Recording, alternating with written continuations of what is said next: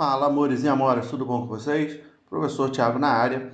E hoje nós vamos continuar falando sobre sistemática. Vamos estudar mais um ramo da sistemática, que é a filogenia, beleza? É um assunto que tem uns detalhes muito importantes que eu vou trazer para vocês, mas o que torna essa matéria difícil, assim como na taxonomia, é o fato dela estar associada a outros assuntos, beleza? Então, qual é o grande bizu aqui? É a gente compreender bem a teoria para que a gente consiga aplicar na prática, principalmente na interpretação dos exercícios, belezinha? Então vamos ao nosso ritual padrão, pega o seu caderninho, vamos preparar o mapinha mental, vamos preparar nossos resumos, nossos esquemas, porque isso facilita demais a nossa aprendizagem, beleza? Então, vamos lá. Então, galera, enquanto na taxonomia, para eu poder montar um taxon, eu ia por semelhanças morfofisiológicas, por semelhanças de estruturas, pela fisiologia, enfim, eu tinha como princípio a semelhança. Na filogenia, eu tenho como princípio a ancestralidade, ou seja, o meu agrupamento leva em consideração um ancestral comum, beleza?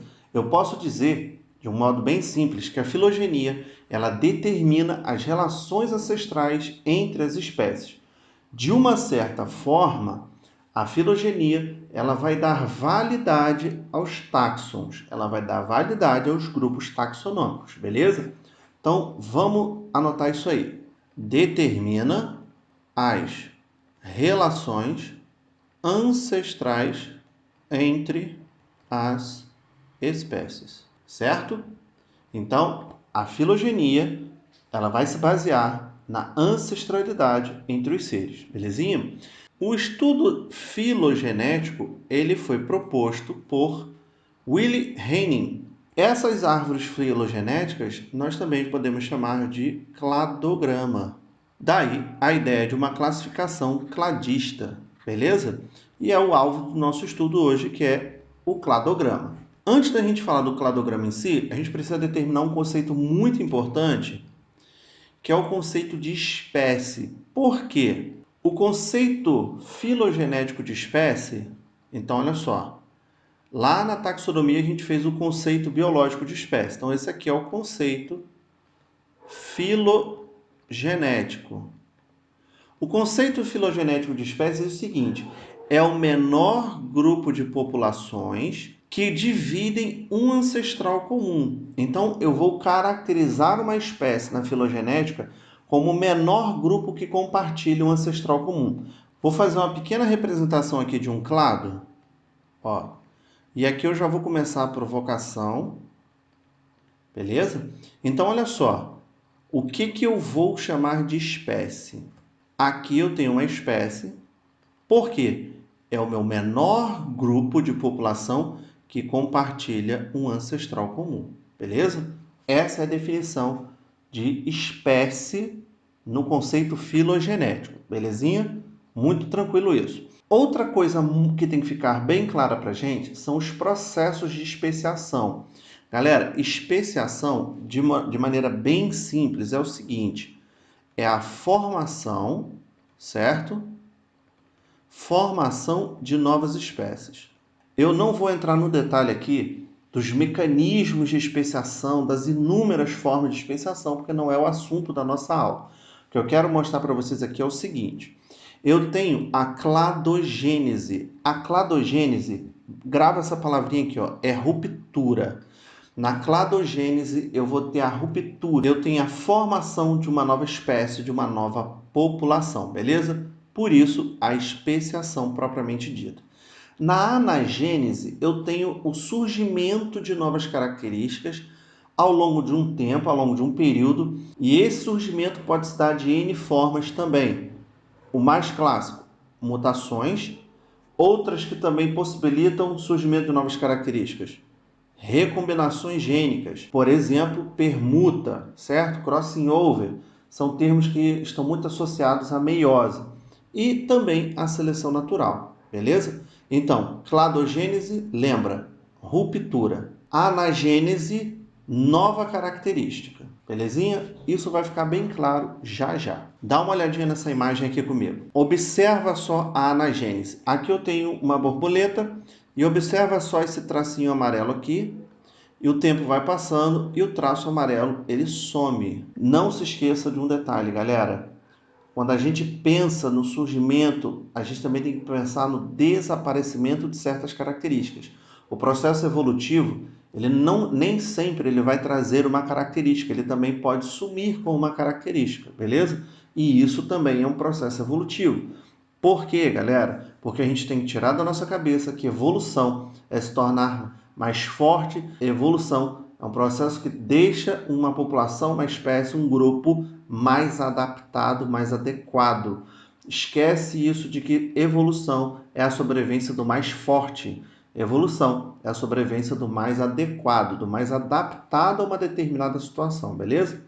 Agora, observa na cladogênese, eu tenho aqui essa borboletinha e eu tive uma ruptura, ó, eu tive uma quebra, eu tive um rompimento e eu dei origem a 2 ramos. Inclusive, o termo clado vem de ramo. Então, gênese, formação, então eu tenho a formação de um novo ramo. Eu tenho uma cladogênese e eu formo 2 populações totalmente diferentes. Eu tenho um processo de especiação, beleza? Ana, esse Ana aqui significa para cima. Então eu só tenho mudanças dentro do grupo, dentro da população. Essa mudança, ela não é suficiente para formar 2 grupos diferentes. É uma mudança que ocorre apenas dentro da população, beleza?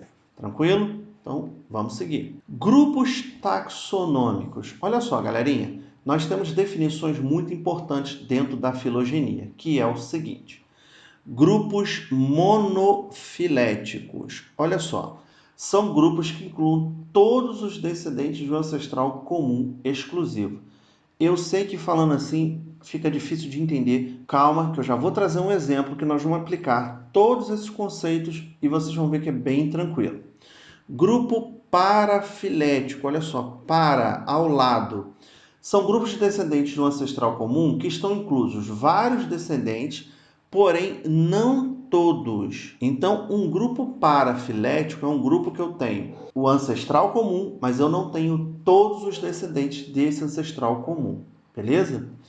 Grupos polifiléticos são grupos que não incluem o ancestral comum de todos os indivíduos. Neste caso, eu vou pegar um grupo que não vai ter um ancestral comum direto, beleza? Vamos construir um clado que a gente vai entender isso agora. Então, olha só, galera, nós vamos construir agora uma árvore filogenética ou um cladograma, beleza?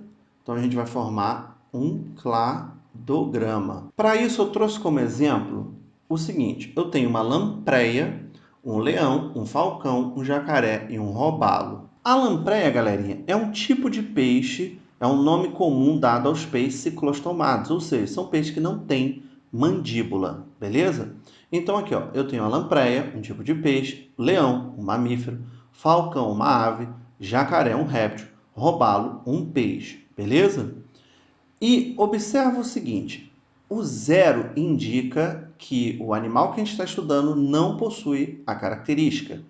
O 1 indica que este animal possui a determinada característica. Então, para a gente entender, lampreia não tem pulmão, não tem mandíbula, não tem pena, não tem moela, não tem pelos. Assim segue. Então, nós vamos construir um cladograma, nós vamos construir uma árvore filogenética que vai agrupar esses seres baseado nessas características que nós vamos avaliar. Detalhe muito importante é que nós vamos trabalhar com hipóteses e nós vamos trazer as hipóteses mais simples e mais provável. E daí, por que eu estou dizendo isso, galera? Porque isso dentro de um contexto científico, dentro de um contexto biológico, nós estamos usando um conceito chamado de parcimônia. E o que isso quer dizer? Apesar de soar bem aos ouvidos, significa barato, significa pouco. É comum a gente usar essa palavra com o sentido de calmo, mas na verdade, de forma literal, parcimônia significa menos é melhor. Como é que isso, o que isso tem a ver com a árvore filogenética? É que nós vamos adotar hipóteses que sejam mais simples de explicar como determinada característica surgiu ou não. Por que determinado grupo está mais próximo do outro ou não? Porque, galera, se a gente fosse fazer um estudo mesmo científico, nós teríamos que avaliar uma série de características para determinar se determinada espécie veio depois, o que determinou o surgimento daquela espécie, enfim, uma série de fatores, beleza?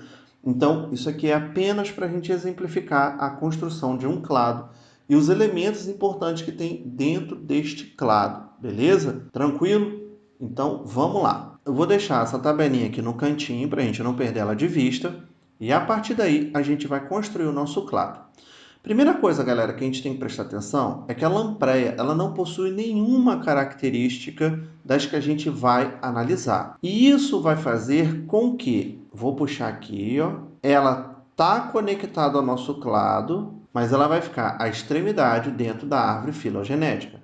Então, neste ponto aqui, nós temos o ancestral. Aqui teve o primeiro momento de ruptura, teve a primeira cladogênese que deu origem à lampreia, beleza?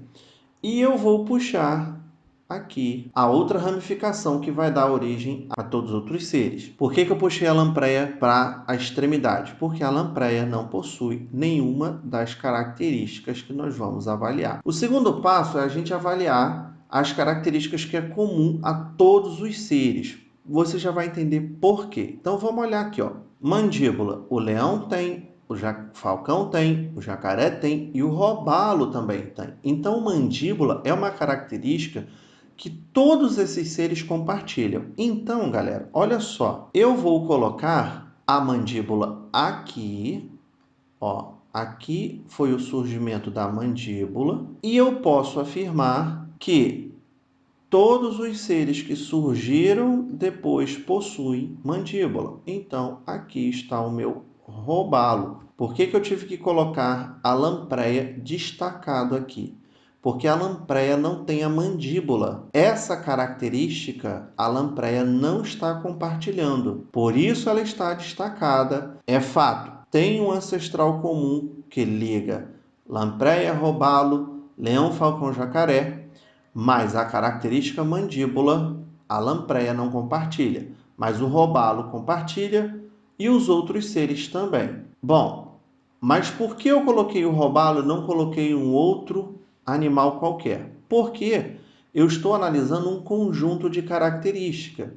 Num determinado momento, essa mandíbula pode ter surgido e desaparecido, por isso a lampreia não possui. Isso a gente tem que ficar atento. E se você prestar atenção, olha, pulmão, leão tem, falcão tem, jacaré tem, mas o robalo não possui. Então eu posso dizer que a característica pulmão, ela surge depois do robalo, porque o robalo não possui essa característica. Então, um detalhe importante na hora que eu estou construindo ou analisando o meu cladograma é que uma determinada característica, quando surge, todos os indivíduos para frente dessa característica possuem. Então, mandíbula, todos os seres que vão aparecer aqui, todo mundo possui, mas para trás ninguém possui. Por isso, lampreia não tem mandíbula. Pulmão, todos os seres que vão vir aqui para frente possuem, mas o robalo não possui, beleza? Isso tem que ficar bem claro. Uma outra característica que todo mundo compartilha é a questão da moela. A moela, o falcão tem, o jacaré tem. O robalo, eu vou cortar ele daqui, porque a gente já identificou a posição dele. A lampreia eu vou cortar também, porque a gente já identificou. Tá faltando o leão, falcão e o jacaré. Como eu estava falando, a moela, o falcão e o jacaré compartilham, mas o leão não.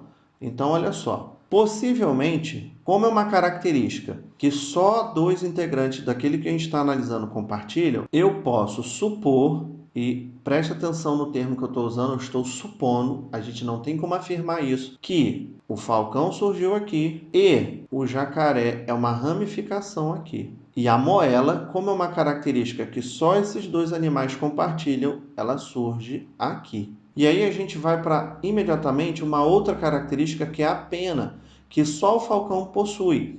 E a gente não pode esquecer que provavelmente outras ramificações surgiriam, porque não é só o falcão que possui penas, todas as aves possuem penas.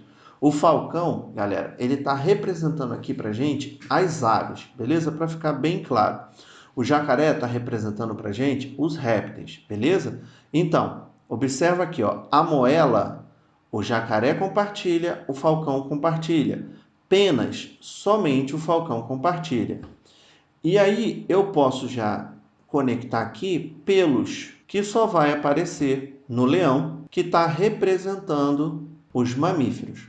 Beleza? Vamos à identificação de alguns pontos importantes. Primeiro, cada ponto desse representa um momento de cladogênese.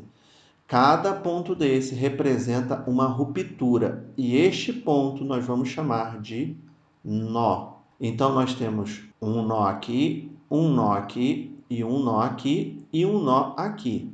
Então, vamos destacar ele também, certo? Aqui nós temos o tempo atual. O tempo está sendo representado desta forma. Cada haste dessa representa o meu ramo. E cada indivíduo aqui representa a minha espécie analisada e estudada, certo? Então, este momento aqui é um momento de cladogênese. E neste sentido aqui, eu tenho a minha anagênese. Lembre-se, a anagênese são mudanças que vão ocorrer dentro do grupo.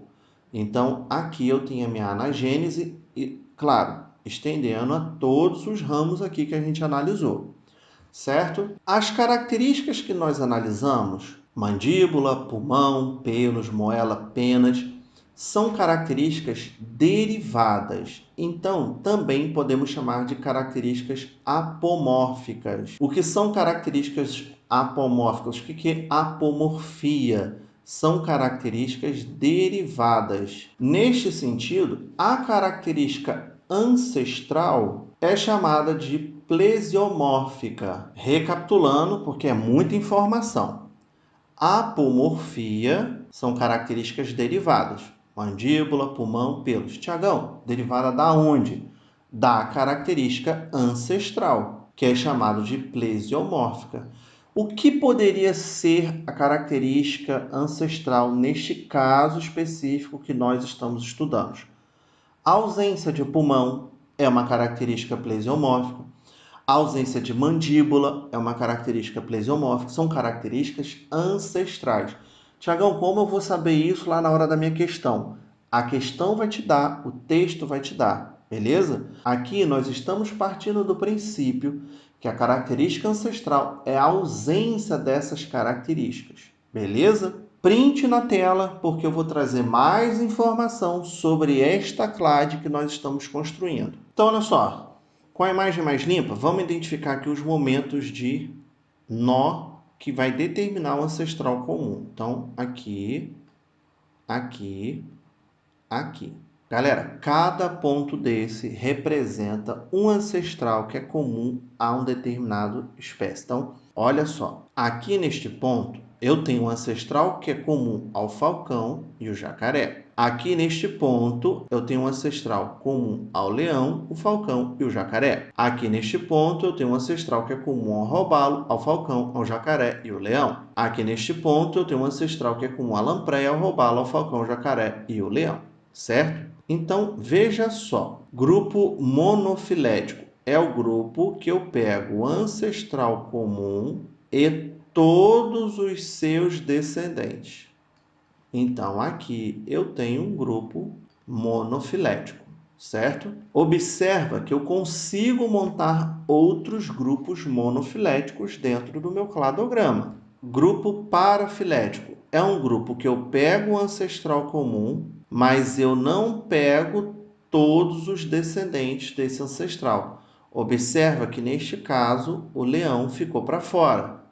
Então, aqui eu tenho um grupo parafilético. Vou completar aqui, monofilético, para não ficar dúvida. E olha só, galera, se eu pego um grupo, como por exemplo aqui, o robalo e o leão, vou montar um grupo entre o robalo e o leão. Esses dois seres têm um ancestral comum lá atrás, mas eles não têm um ancestral comum direto. Então, eu monto um grupo, ó, para ficar bem destacado, eu monto um grupo polifilético. Um detalhe muito importante, só grupos monofiléticos formam um clado, porque são grupos que eu vou ter o ancestral comum ligado a todos os seus descendentes, beleza? Então é isso, galerinha. Como eu falei, muita informação, beleza?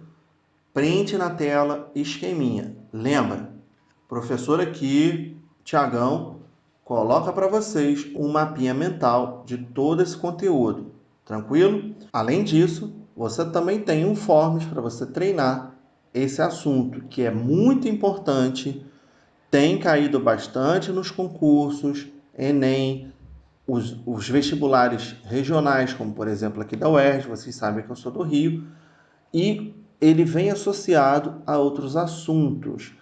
Cai questão conceitual de monofilético, parafilético? Sim, costuma aparecer, mas o normal é associado a outros assuntos, beleza? Não se esquece, se inscreva no canal, dá o joinha se você está curtindo o trabalho do professor, isso motiva muito, isso ajuda muito. E é isso, eu vou ficando por aqui e até a próxima. Fui!